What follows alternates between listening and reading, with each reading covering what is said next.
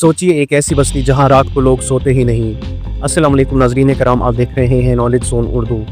ना कोई थकन ना नींद, दिन रात सब जागते रहते हैं। ये कोई कहानी नहीं, असल जगह है। नॉर्वे के नॉर्थ में एक छोटी सी बस्ती है स्वेलबर्ग। यहाँ 4 महीने तक रात होती है और 4 महीने तक दिन। सूरज 24 घंटे तक आसमान में चमकता रहता है। लोगों के घरों में ब्लैक पर्दे लगे होते हैं ताकि वो नींद ले सकें, लेकिन फिर भी ज़्यादा लोग इनसोम्निया का शिकार हैं। कुछ लोग मज़े से कहते हैं हम दुनिया की वो बस्ती हैं जो कभी सोती नहीं।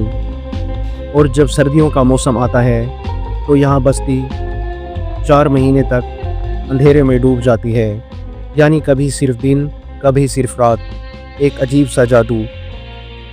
दोस्तों, आप क्या कहते हैं इस बारे में? स्वेलबर्ग दुनिया की उन जगहों में से है जहां वक्त और रोशनी दोनों अलग चलते हैं। क्या आप रह सकते हैं ऐसी बस्ती में जहां दिन कभी ख़त्म ही नहीं होता? दोस्तों, अगर आपने अभी तक हमारा चैनल सब्सक्राइब नहीं किया तो बराए मेहरबानी नॉलेज ज़ोन उर्दू को सब्सक्राइब कीजिए। Thank you.